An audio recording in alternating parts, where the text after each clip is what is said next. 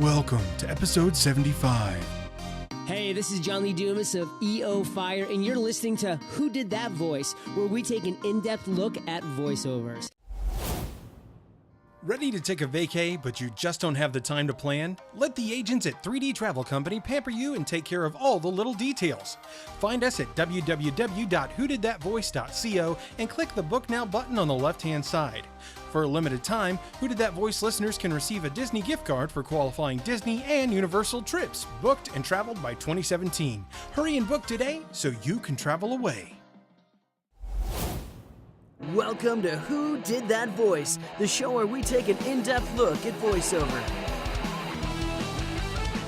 And now, here's your host, Trenton Larkin. Hey everyone, just wanted to let you know we have launched a Patreon page. You can find us at www.patreon.com/whodidthatvoice. What is Patreon, you say? Well, it's a lot like a Kickstarter or Indiegogo campaign that allows you to help support us on a monthly basis. For as little as $1 a month, you can help support the show and earn amazing perks. Help us out today and join the Who Did That Voice family in a new way. Hello everyone and welcome back to the show. Today's special guest voices Gorilla Grodd on the CW's The Flash. General. That voice is in my head. Dear God. Not God. Grodd. Another voice he is known for is Drax the Destroyer on Guardians of the Galaxy, the animated series. Don't hold back this time, buddy. You are the true destroyer. There can be only one.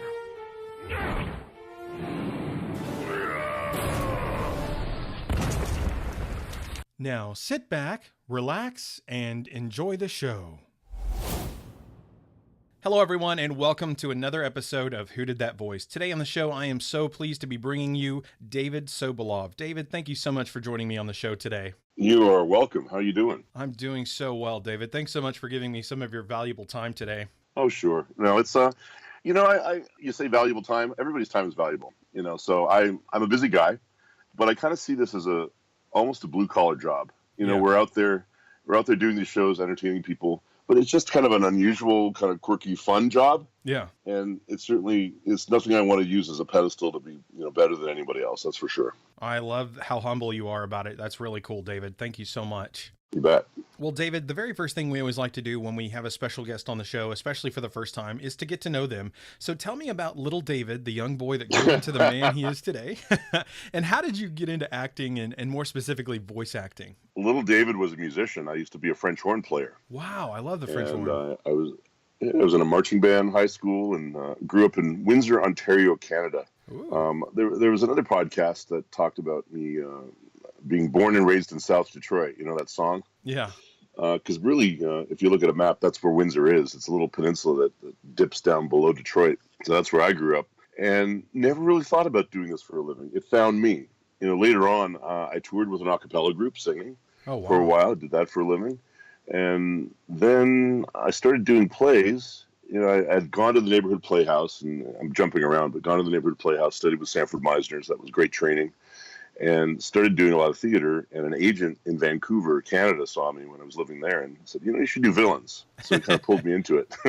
And awesome. it started working out well pretty quickly. So it's really good when, in a sense, you're pushed in a direction that kind of reflects your talent, reflects what people would want to pay you for, perhaps. It's very hard to make a living in the arts at all. Yeah. So if you can find that thing that you do that you love, you're lucky. And I did. Well, speaking of villains, you got to play Gorilla Grodd on The Flash and also Justice League Action, the animated show. But what was that like getting brought to The Flash as Gorilla Grodd? Really, really a stroke of luck. Only 3 people auditioned for that role. Wow. They did not think it was going to be as big as it became. They just had a little teeny, like one line here, one line there, and then it just started to develop from there. Yeah, he seemed kind of minor, and they definitely blew his character up. I think some of the things we were doing collaborating was actually helping a lot. I tried to add a little sadness to him because I wondered, he doesn't know where he comes from. Yeah. In this particular canon on the TV show, it's a little bit different than other representations of Grodd. Yeah. Created in a laboratory, and he's becoming super smart, but there's no history, there's no past. He kind of came almost out of an experiment. Yeah. And also, the event that happened that changed that created all the metahumans. So yeah, it's been an honor. It's been great response from the fans. I love being on the show. They're great people, and you'll see when you watch a show, any show at all, you can tell if people are actually enjoying doing it. You can see it on the screen. And the people that work on the Flash and all the CW shows, superhero shows, there's a lot of love infused into those shows, and you really can see it. And you see it in the office, you see it in the recording session. People just want it to be great. And it's always fun being on a show like that. Absolutely. Well, I know you doing voiceover for that part, Gorilla Grodd, but have you had a chance to meet some of the actors from Flash or some of the other CW shows? I met Danielle Panabaker a couple of times, and that's the only one that I've met. Okay. I know they know of me. I could go up to the set if I wanted to, but I record in Los Angeles, and they shoot in Vancouver. Okay. Before the run ends, I hope to go up and do a table read up there and meet everybody. So I'm hoping that'll happen. That would be fun. This year Grodd is on Legends of Tomorrow. Oh, what? Awesome. Yeah, that's been announced. He's moving over there. I'm not sure if he's going to be on the Flash this year. I know he's going to be on Legends of Tomorrow, though. Okay. Well, I love how all of the shows are crossing over, David. I mean, the CW has done an amazing job with the DC entities, and I've absolutely loved every one of them. So I'm glad that Grodd's going to kind of start crossing over into some other things too now. So that's really cool. It's always challenging for them budget-wise. The Grodd episodes cost 50% more than any other episode because of all the detail. Because of the CG they use for Grodd? Yeah, it's very, very expensive. So they do what they can. I think they would have loved to have done much more with him, but they can only do so much. Well, he looks stellar. I mean, the animators, the creators of Grodd have done an amazing job. Considering it's a television show, it looks like a feature film. I think the Flash and Arrow and Legends and all of those, they have such a presence on TV that makes them almost feature film-like on an hour basis, and it's just stellar. Well, we just got to the point with technology that they can start giving it that feature film look with the deadline that they have. Well, David, speaking of other DC entities that you've worked on Injustice 1 and 2, and I've played 1. I haven't played 2 yet, but 1, you played Lobo, and 2, you've played Dr. Fate. So you played Lobo's kind of a bounty hunter guy that is kind of bad, but he sometimes is good depending on whatever's going on. But Dr. Fate is definitely a good guy. And so what is it like to kind of play a bad guy and then a good guy in the same franchise? Well, I always thought of Dr. Fate as a bad guy, and especially the way he's portrayed in Injustice 2. But, he's got this religious sort of zeal going on, which makes it very interesting to play. Yeah. Because I don't know if the expression is very family-friendly, but hell-bent. He's hell-bent. Yeah. On just letting people know that order is the thing. You have to act in a certain way. So that it kind of makes his character interesting emotionally. Because he's just a driven guy. And just does not want to hear anything that diverges from his way of seeing the world. And Lobo is just a badass. The main man. He's a throat ripper. I think of his throat as his voice a lot like the exhaust in his motorcycle. He loves to throw people in the back of that motorcycle and burn them. Yeah. That seems to be a signature move in that game. Yeah, it is. Well, are you a gamer yourself, David, or do you just voice for games? I love games. I'm supportive of the fandom. I have not really ever gotten into video games. I grew up at a time when all we had was Pong. It was just a couple of small little blippy games. And at the time, pinball was much more interesting. Yeah. So I was into that. So in my formative years of, when I would have really gotten to gaming was so new that it just didn't compel me. Yeah. I think if I grew up today, it would. I look forward to a situation where I'm trying to get into more on-camera work, that there's a younger actor who's got some time to kill and that can really teach me how to play games. That'd be awesome. Because I've not really had that opportunity. I think if you put a controller in front of me, I probably wouldn't even know how to operate it. Well, they are quite intricate now. I mean, they went from having, a directional keypad and A and B to, like 4 different buttons and 2 different joysticks and multiple buttons you can click on. So it gets pretty intense sometimes.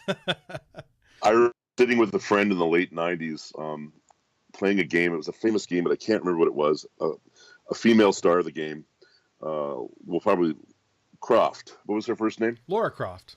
Lara Croft. Yeah, the Tomb Raider games. And the Tomb Raider. And I remember they used to have cheat codes. Yeah.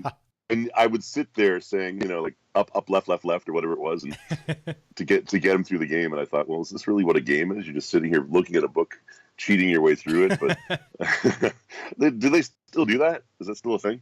Yeah, they still have cheat codes. Even on the original Nintendo with like Mario and stuff, there were cheat codes. It's crazy. I did a game once that shall remain unnamed where they called me in at the last minute because the game was so difficult, nobody could play it. Wow. People were getting stuck. Like they were getting stuck in the mud, literally. And so they brought me in as a voice of God to get people out of the mud. That's funny. I thought that was funny. I can never say what game it was, but it was pretty funny. That is really funny, David. Well, going back to animation, because voiceover is so diverse and you can do all kinds of things with voiceover, you got to play RoboCop on Alpha Commando back in 1998. What was it like to get to play Alex Murphy, the RoboCop? Well, it was a comedic version of RoboCop, and it was just hilarious. He had to be flat and sort of a little stoic, but it was funny. My favorite line from the whole show was a Christmas episode, and people are rummaging through bargains at a store, and just not being nice to each other. And he says, "Calm yourselves. Christmas is a time of joy and giving." That's awesome. I always remember that. Do you know that I got a note from a fan the other day? It's airing on a CW station somewhere, so it sounds like the CW stations are syndicating it. So maybe early in the morning, it's probably like 6 o'clock in the morning. Oh, it's still being shown on TV. I couldn't believe it. David, that's awesome, man. It's great when they bring back some of the classics like that and allow people from a newer generation to see them, Now, when I go to fan conventions, and I've got one coming up in Indiana, Evansville, Indiana, TriCon, it's the weekend of the 8th and 9th, 10th of September. Whenever I have these with me, I don't always have them with me, but I have some RoboCop pictures that I signed, and any military, any police officer gets those for free. Oh, wow. That is epic. That is awesome, David. I'm glad that you do that for our servicemen and women, and that's really cool, man. They rarely ask for it. They rarely ask for it, but if they do, they have it. Absolutely. They can have it, so letting people know. Well, hey, David, tell us a little bit about Spider-Man Unlimited, where you played Lord Tyger. That was one of my favorite franchises for Spider-Man, and what was it like playing on that amazing show? Well, it was both fun and frustrating because that was the year of Pokemon Digimon. On Fox. We aired 3 episodes, and they said, Pokemon and Digimon is here, bye, and they kicked us off the air. So we were hoping for a huge big run series. We only did 13 episodes. The rest eventually aired on the Hub, I think. There's a studio executive who's now at Netflix named Ted Biaselli, and he's always been a great supporter of mine. And I kind of think, as a personal favor, he took that show and aired it. Oh, okay. So people would see it. But it was on DVD. That Lord Tyger character is the not quite evil enough villain. Because, I guess it's so many... Is it a spoiler when it's 20 years later? It can't be, can it? No. So he frees Spider-Man. He's supposed to be an evil guy, but he lets him go out of jail. Yeah. Toward the end of the series. So he was always the not quite evil enough villain for me. Yeah. Which I loved. That's something different. And another studio executive, you're always running into the same people in this business. I did a show called Kaijudo on the Hub. It was a Hasbro network that was around for about 4 years. It's gone now. But we did this show that I loved. That was Kaijudo. And one of the people that worked for the network had worked on Spider-Man Unlimited years ago. Oh, wow. And one day he shows up at work, and out of his closet is a full-on drawing of Lord Tyger, sort of like, they would have in the office to show the different characters in full color. Yeah. Never seen anything like that, and he gave that to me, and I have that on my wall right now. Oh, dude, that's epic. So that was wonderful, considering it's a show that really didn't get a ton of airing and certainly no merchandising. Yeah. Such a treat to be able to find that years later. Oh, absolutely. And it is sad that it didn't run longer. I really did love the rendition of him being kind of in the future Spider-Man and just kind of the different take they took on it, especially after the 94 series, how that one kind of spawned off. And I believe Reno Romano was Spider-Man in that one. Is that correct? Yes, he was. Yeah, and he's also known really well as the Batman from the Batman series. Yeah, it's just, I really wished it had gotten more of a flair that people had grabbed onto, but I've always loved it. But I know reading online, a lot of times people weren't sure why it had even gotten canceled at that point. But now we know. Well, that's exactly why I told you the story. Yeah, I appreciate it. Was that. really just, another show that was so popular, they had to just make room. Yeah. And that happens at times, which is sad, but it does happen. Well, at the end of the day, we have to remember it's a business and they want to sell product, and I get it. Yeah, totally. Well, another amazing franchise you got to work on, David, was Transformers Beast Wars back in '96, and you played a character called Depth Charge, and he was an Autobot, which in that series they were called Predacons and Maximals, so you were a Maximal in that series. And what was it like to get to play Depth Charge? Well, I will flash forward to today for just a moment because I went to Hawaii. Sure. He's a Manta Ray. And I got to swim with manta rays. They have this special deal in Kona, Hawaii, where you can sit there at night, and they have lights, and they come right up to your face. Oh, epic! And that sort of felt full circle because I played the role from a long time ago. But that was a great badass role. I love the badass heroes because he wasn't quite a hero, he wasn't quite a villain. You didn't really kind of know where he stood. Yeah. He was just barely on the side of the good guys. But he had a goal. I mean, he had to get to Protoform X. So he didn't really care about the goals of the good guys. He was just there as they could help him get to the guy that he wanted to get. Yeah. And having a death scene in a cartoon, that was pretty epic. Campbell Lane, unfortunately, is no longer with us. It would have been just amazing if we had been able to get together at a fan convention and reenact that scene. Yeah, it would have been. Absolutely. Well, and speaking of Transformers, you've also been able to be on Transformers Prime as Shockwave, which I love Shockwave. So what was that like, getting to come back to the Transformers franchise and then play the villain? Well, very rare that you get two major characters in two major shows, even in your lifetime in Transformers. So, I don't know if that will ever come again. So it was a great opportunity. The show was so well done. The cast was amazingly talented. Standing there with Frank Welker, and Peter Cullen in the same room, a few feet away from me acting. Yeah. I'm getting a masterclass performance every day I go into work. And Steve Bloom right beside me. That scene we did with Starscream, kind of a famous epic scene where the only time when he really shows emotion and he gets mad because Starscream's annoying. It was just a great special experience that I'll never forget. And I also found with that particular character, to make him as cold as he was about taking away all the emotion, taking away all the opinion. And the director's challenge with me was to get me to feel nothing. And that made him scary because if you were in front of him and there was a sandwich on the other side of you, he'd just, kill you, walk right through you. He wouldn't care that he killed you. He wouldn't care that you were suffering. He didn't care. The goal was all that mattered, and that made him really dangerous. Yeah, absolutely. Well, we actually had Andy Pessoa on the show recently, Awesome. Who was on there as well with you guys, and voicing Raph, of course. Well, Andy's a great guy. He's been doing really well with his career, so I'm happy for him. I think it's fun to be there at the beginning of someone's career and just be encouraging them and then watch them continue to do well. It's great. Yeah, no, he talked about how he loved growing up with you guys on that show and said, I was literally a kid when we started and was into his late teens, almost early 20s at the time of conclusion. So he said it was really epic for him to have gone through that with you guys. So you guys really made a huge impact on his life. Well, I still run into him once in a while, and it's always good to see him. Absolutely. Well, the last main character we're going to discuss today, David, is Drax the Destroyer. And you've got to play this guy on several different renditions: Ultimate Spider-Man, Hulk and the Agents of Smash, Avengers Assemble, and 2015's Guardians of the Galaxy, the animated show. What was it like getting to be able to come back so many different times playing Drax? And I know it's been on video games and several other things as well. You start to feel at home with the character when you play him that much, and you feel like he's an old friend, that you're revisiting every time you perform him. And we're working on season 3 now. That's been announced, so we're still going. Sometimes I remember going to work the other day going, it's really, really a privilege to be on a show that has that kind of a run, that has that kind of a following, that is attached to this huge franchise, and I'm very proud of that character. and I'm hoping people are enjoying it. I hear it at fan conventions that there's a lot of parents that watch it with their kids. Yeah, yeah. Well, they're epic. I mean, they're done for, I don't know what generation they're really trying to reach, but I feel like there's not really an age limit to the shows. They really seem to kind of reach young and old, old fan base and new fan base. So it's really unique to see how they've been creating these shows. It's also interesting to find out how people watch these shows, because that's changing. Yeah. It is on Disney XD, and we encourage people to watch it there, but there's so many different places you can see these shows now. And I know that the younger people are finding different ways to watch shows. So the industry is definitely adapting to that. Oh yeah, absolutely.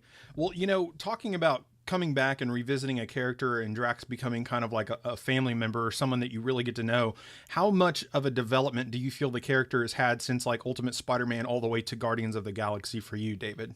Oh, they've definitely honed it in, and they spend a lot of time with the group, making sure that the group is cohesive. All the Guardians.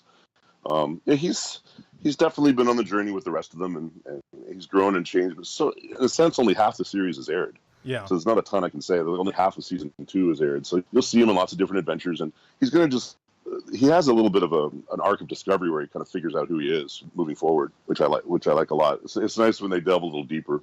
There's a great episode that has aired that deals with the memory of his daughter, who was murdered by Thanos. Yeah. And it's nice when you get these very special episodes where you really see the characters are not just cartoon characters, quote unquote. They actually have some deep feelings going on. Yeah, kind of give a deep inside look to the character instead of just a more surface look, getting really deep into their history. And there's always action, there's always adventure, but then there's sometimes where they focus on a specific characters and you get to know them a bit, which is great in the long run. Oh yeah, definitely. And it gives you more depth and feeling for those characters as the stories evolve. So I think it makes people want to keep watching, because then they get to know these characters and they feel like they're I can't say they're family, but you know what I'm saying. They're familiar. You turn it on and it's like a friendly face in a sense. Yeah. No. Yeah. Absolutely. I am constantly touched by fans, not physically, but touched by fans at conventions where sometimes they tell me that the cartoons mean a lot more to them than you think they would mean. Yeah. Sometimes people are having difficult lives and it helps them get through it. I met a fellow in the Army. You always get this about once every convention, twice every convention, something that just really hits you in the heart. He had seen his friends die in the Iraq War in front of him. He had PTSD, horrible nightmares, and he was watching Transformers Prime, and he realized if he'd watch it before bed, our story would be so stuck in his head that he would not have his nightmares anymore. Oh, wow. Yeah, it really makes me happy to know that we can both entertain and also inspire people. Yeah, and I mean, it's such an impact on the community. I know I've heard so many wonderful stories from different actors over the course of my show, and it's just so wonderful to hear how doing your job, something that you're passionate about, ends up becoming such an impact on someone else's life in an altering way or a life-changing way that you may not have ever thought it would, Yeah, there was a 21-year-old or so who came to me, and he said he'd seen me as depth charge years ago, and he said he was having a really hard life. And, when a 6-year-old's having a really hard life, you don't want to hear that. Yeah. You know that they're not eating or they're not being treated well. And something about my character allowed him to feel safe and to escape. Wow. And he had been following my career his whole life. And like, wow, there's somebody out there that's doing that. And just, you want to give him all the time in the world when that happens. And certainly I did. Absolutely. That's wonderful to hear, David. Well, what kind of advice would you give to somebody who might be looking at getting into the world of acting, David, or trying to get into the niche of voiceover? Voiceover is acting, and people think it's about doing voices. It's not. It's about building characters. Yeah. And to do that, you need to learn how to act. So, I would say if you're in a smaller place, if there's improv troops, go and join them to learn how to be like open and saying yes and flexible. Taking a little acting training helps. Community theater is good. You want to be bigger than life, and then the director can pull you back if they need to. So learn how to act. Sure, funny voices are great, but you have to have some life behind them. You have to be able to tell the story of their lives and also the story of the show. So just learn your craft. That's my advice. Great advice, David. Thank you so much. I have one final question for you today, David, and we will wrap this interview up. The question is, what is the legacy that you want to leave behind? Wow, nobody's asked me that before. if any of my characters inspired people to be kinder to each other, despite the fact a lot of them are big bad villains or whatever, if something in what we did, as in animation, made people want to be better people to each other, then that's a good legacy, I think. Well, David, thank you so much for diving into your legacy. I really appreciate you sharing all of these wonderful stories with us today. It's so great to get to kind of look into your life, see who you are a little bit deeper, and get to know some of these stories behind the scenes and just a little bit more about what it was like to work on them. So thank you so much for sharing all of that with us today. You are very welcome. Thanks for having me on the show. Well, David, you are very welcome. It has been an absolute honor and pleasure having you on the show today. Would you please just give us a special closeout as Gorilla Grodd from the CW's The Flash? Grodd hate banana, but he love who did that voice. Well, everyone, I sure hope you enjoyed today's episode with David Sobolov, the voice of Gorilla Grodd from the CW's The Flash. And if you did, please find me on Facebook, Twitter, or Instagram by searching Who Did That Voice. I would love to hear from you. You know, a question you might ask yourself is, where can I listen to Who Did That Voice? That's an excellent question. You can hear us on iTunes, Stitcher Radio, TuneIn Radio, YouTube, and our website at www.whodidthatvoice.co. Click the Episodes tab and listen away.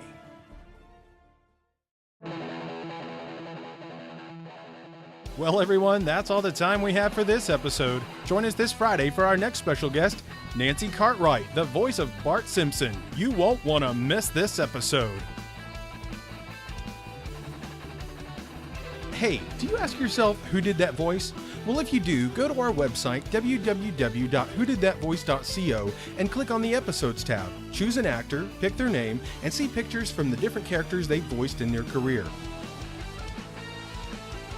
Thank you for joining us today. We'll see you next time for more discoveries on Who Did That Voice.